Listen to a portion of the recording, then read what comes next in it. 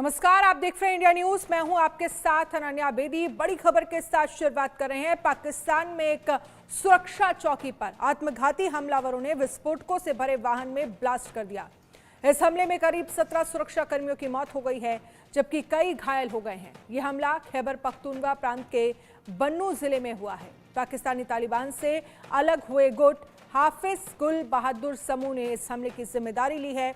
हालांकि सरकार ने इस घटना पर कोई टिप्पणी नहीं की है, लेकिन सुरक्षा और खुफिया अधिकारियों ने पुष्टि की है कि हमले के लिए जिम्मेदार लोगों के खिलाफ अभियान चला रहे हैं।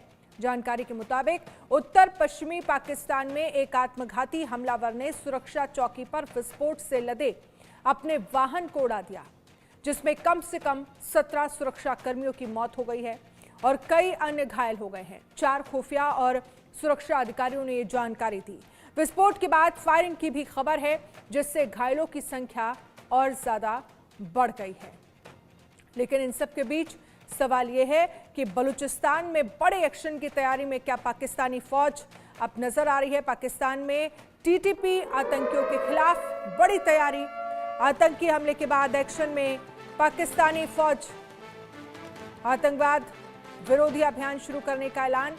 केपी और बलूचिस्तान में लगातार पाकिस्तानी सेना पर हमले बढ़ गए हैं और अगर हम 2023 से नजर डालें तो लगातार हमलों की संख्या बढ़ी है। 2023 में के बाद अब तक अगर अंदाजा लगाया जाए तो लगभग 789 आतंकी हमले हुए हैं। आतंकवाद विरोधी अभियानों में हिंसा से संबंधित लगभग 1524 मौतें हुई हैं। लगभग 1500 लोगों की जानें चली गई हैं और 1463 लोग जो हैं वो घायल बताए जा रहे हैं।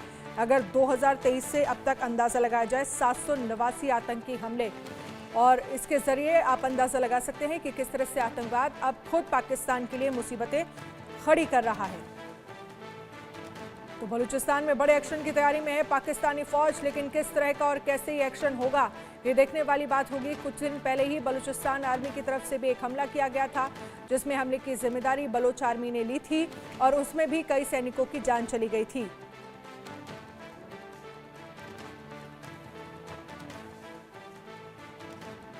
अजय जानियाल हमारे संवाददाता इस पर ज्यादा जानकारी के लिए जुड़ गए हैं। मजहर तुफैल वरिष्ठ पत्रकार हमारे साथ जुड़ गए हैं। Group captain retired UK Devnath defence expert हमारे साथ जुड़ गए हैं। अजय, सबसे पहले आपके पास आना चाहेंगे, ये जो हमला हुआ है खैबर पख्तूनख्वा इलाके में जिसमें 17 सैनिकों की जान चली गई है, क्या कुछ जानकारी है इस मामले को लेकर आपके पास?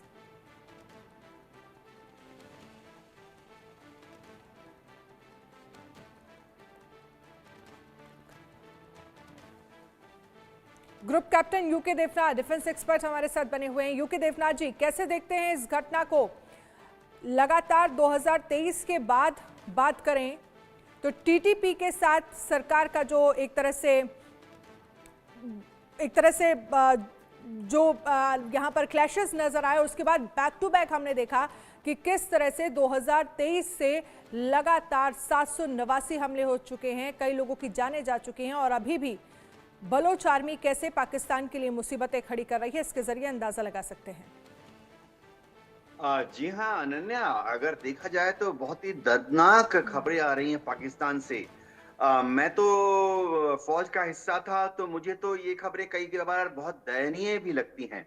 अनन्या, ये समझना पड़ेगा कि पाकिस्तान की आर्मी, आईएसआई, उनकी जो बॉर्डर गार्ड फोर्स है, बॉर्डर कॉन्स्टेबलरी है, उनका टोटल कंट्रोल फेलियर हो गया है। कमांड एंड कंट्रोल काम नहीं कर रहा। उनके पास ना आर्म्स है, ना अम्यूनिशन है, ना कोई रिसोर्सेज हैं। अब तो देखा जा रहा है कि वो जहां पर ऑपरेट करते हैं वहां पर उनको किसी तरह की लॉजिस्टिक सपोर्ट भी नहीं दी जा रही है। आज जो एक वीडियो हम देख रहे हैं जिसमें कि पाकिस्तानी सोल्जर्स जो शहीद हुए हैं, वो भी अपने देश के लिए शहीद हुए हैं, उनकी डेड बॉडीज को गधों के ऊपर लेकर लाद कर लाया जा रहा था। इसको देखकर तो दुनिया के किसी भी प्रोफेशनल आर्मी या मेरा भी सर शर्म से झुका जा रहा है कि पाकिस्तान की आर्मी की इतनी दर्दनाक, इतनी दयनीय हालत है। यानी ये दिखाता है कि वह पाकिस्तान जो कि एक समय सोच रहा था कि तालिबान का इस्तेमाल करते हुए, उसने जब अमेरिका को भगा दिया, वो सोच रहा था कि तालिबान का इस्तेमाल करते हुए अब वो अफगानिस्तान पर भी अपनी पैठ बढ़ाएगा। उसकी जगह उल्टा हो गया पिछले 3-4 साल में। अफगानिस्तान की जो तालिबान है वो अब पाकिस्तान के काबू में नहीं है। उसी का एक हिस्सा टीटीपी जो है काबुल कंधार से टूटकर अब पाकिस्तान के खैबर पख्तूनख्वा में जमकर बस गया है। और तो और आज का हमला तो टीटीपी और हाफिज गुल बहादुर के जो लड़ाकों ने किया, वो मैं लड़ाके शब्द का इस्तेमाल कर रहा हूं क्योंकि वो सोचते हैं कि वो अपने इलाके की आजादी के लिए लड़ रहे हैं। वो पाकिस्तान से टूट जाना चाहते हैं। तो बिल्कुल। इन्होंने जिस तरह से पाकिस्तान के ऊपर हमला किया, 17 जवानों को मार डाला, ये दिखाता है कि पाकिस्तान की आर्मी में इंटरनल कोलैप्स हो गया है। उनका कोई भी सिक्योरिटी तंत्र, कोई भी इंटेलिजेंस सिस्टम काम नहीं कर रहा। जी अनन्या। बिल्कुल, इंटेलिजेंस सिस्टम काम नहीं कर रही तो साफ बता रहा है जिस तरह से हमले बैक टू बैक हो रहे हैं पाकिस्तान में, जिसमें सैनिकों की जानें जा रही हैं।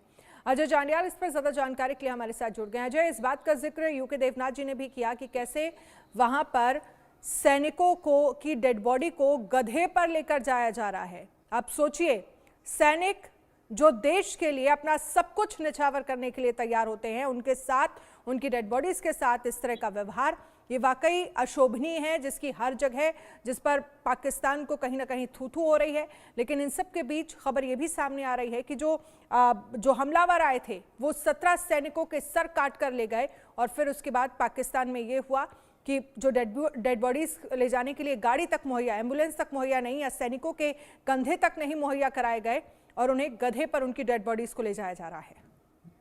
देखिए, बिल्कुल अनन्या, जिस तरीके से लगातार पाकिस्तान में हालात लगातार बिगड़ते जा रहे हैं और बिगड़ने की वजह बड़ी साफ है, क्योंकि पाकिस्तानी सेना और पाकिस्तानी सरकार ने जब वहां के आम आवाम को नहीं देखा, उनकी एस्पिरेशन को नहीं सुना, उसके बाद यही होगा। लगातार जो हमले हो रहे हैं, बलूचिस्तान की बात करें या फिर आप खैबर पख्तूनख्वा की बात करें, आप देखें पिछले 3 दिनों में 3 बैक टू बैक हमले और लगभग 40 के करीब जो है वो लोग मारे गए हैं।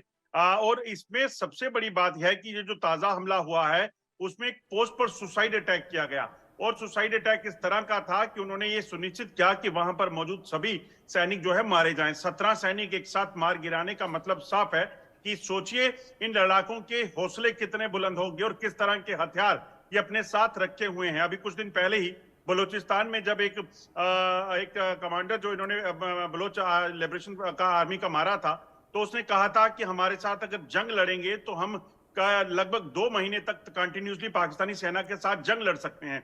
मतलब बड़ा साफ है कि वो अपने आप को इतना मजबूत किए हुए हैं कि वो पाकिस्तान के किसी भी इरादे को, नापाक इरादे को नाकाम कर सकें।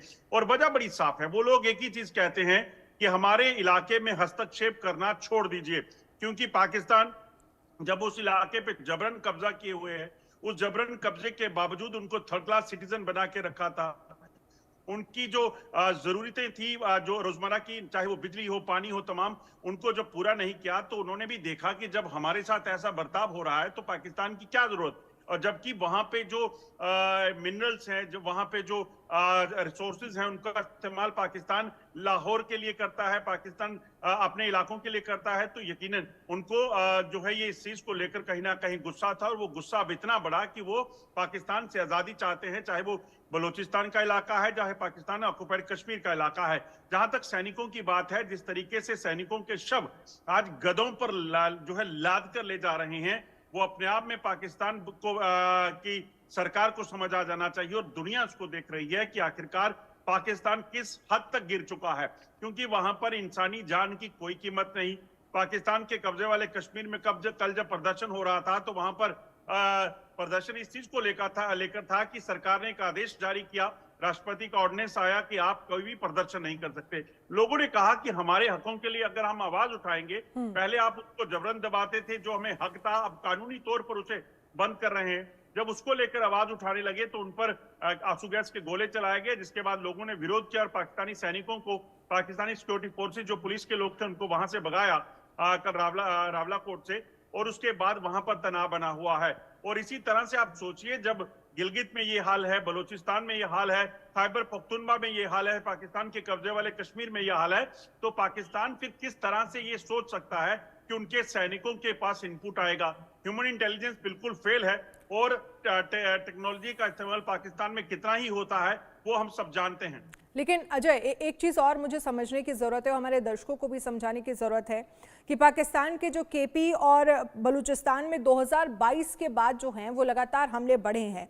क्योंकि टीटीपी ने सरकार के साथ युद्ध विराम समझौते को तोड़ते हुए, और अगर हम अंदाजा 2023 से लगाएं तो लगभग 789 हमले हो चुके हैं, जिसमें 1,500 लोगों की जानें जा चुकी हैं और लगभग 1400 लोग घायल हो चुके हैं। इसके पीछे की वजह क्या है? देखिए, वजह यही है कि पाकिस्तान में जब ये लोग कहते थे कि आप हमारी चीजों को सुनिए, आप हमारी बात को सुनिए, वो सुना नहीं।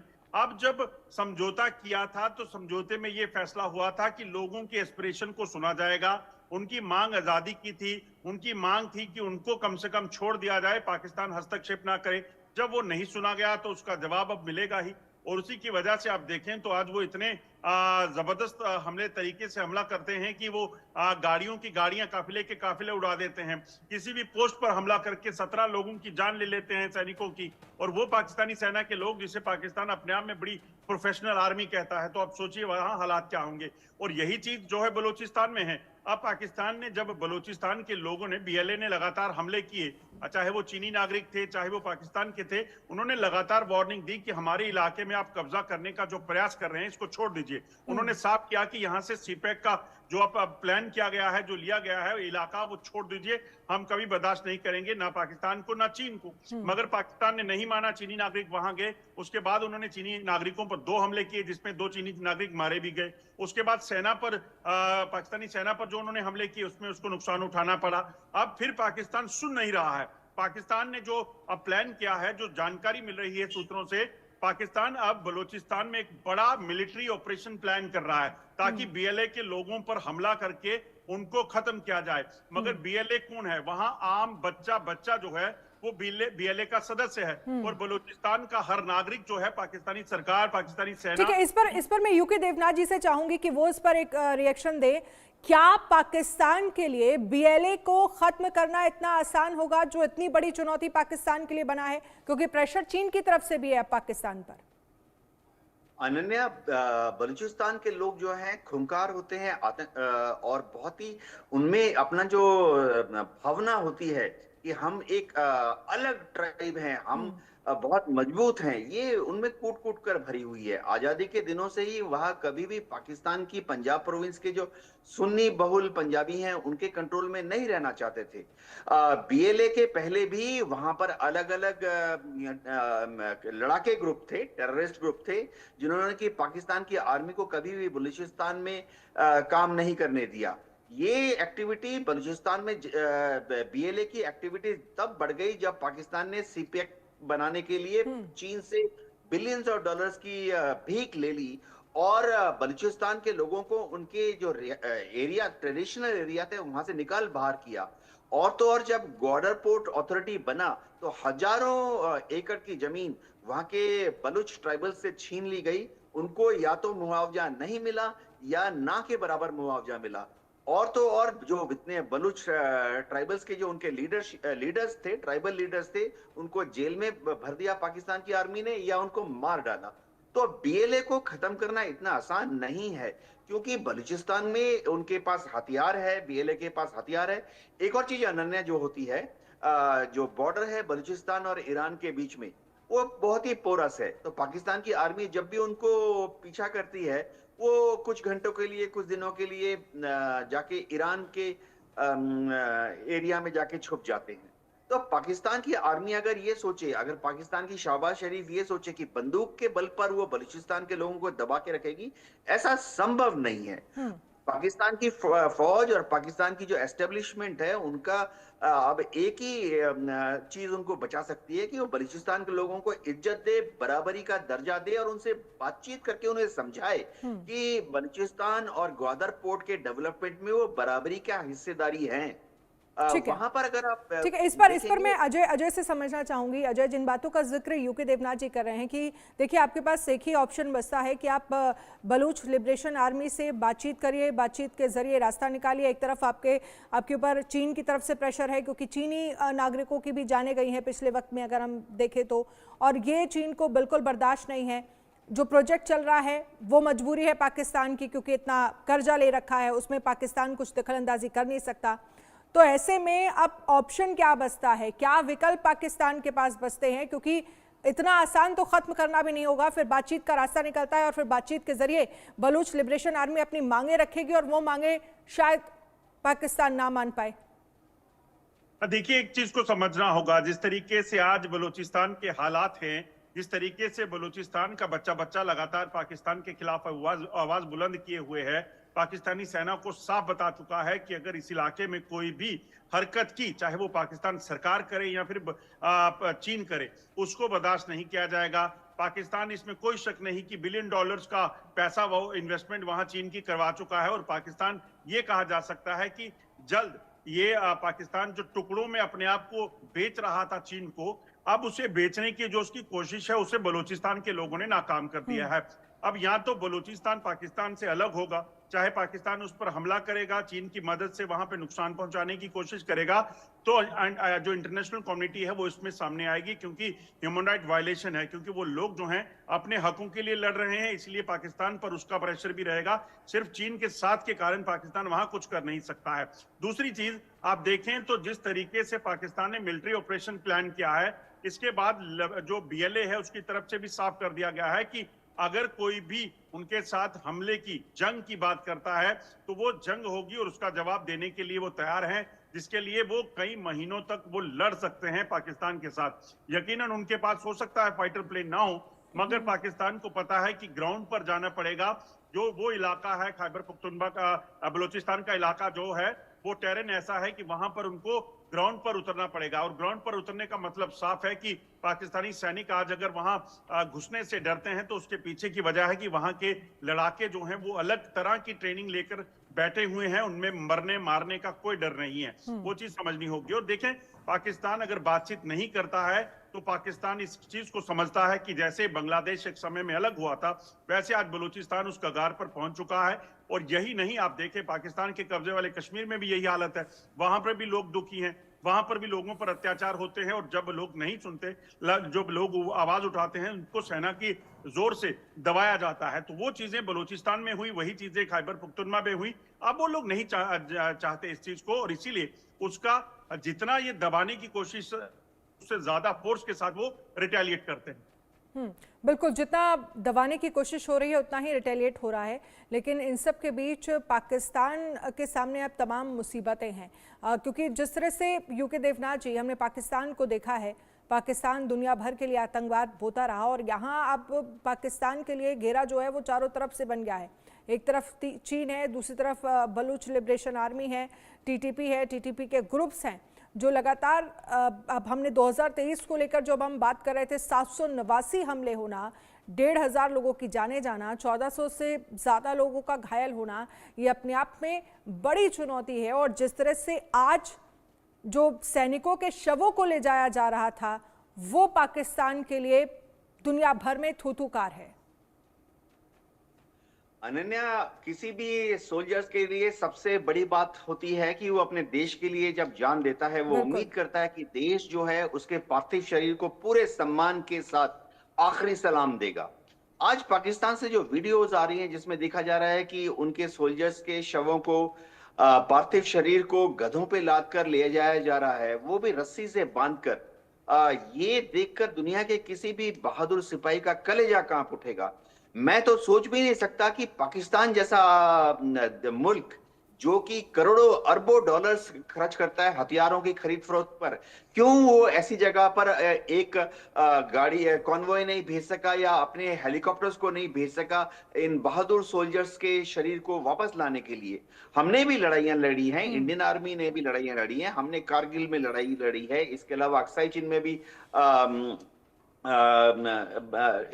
चीन के साथ कभी कभी हमारे जवान शहीद हुए हैं। लेकिन हर हालत में इंडियन आर्मी के जो हेलीकॉप्टर्स हैं, मुझे लगता है यूके देवनाथ जी, पाकिस्तान का पुराना रिकॉर्ड है। आपको याद होगा करगिल युद्ध का आप जिक्र कर रहे हैं, उस वक्त भी पाकिस्तान ने ये नहीं माना था और अब जाकर इस बात का कि कितने सैनिकों की जान चली गई और कई उनकी तरफ से तो यही कह दिया गया था कि हमारे सैनिक तो लड़ ही नहीं रहे थे।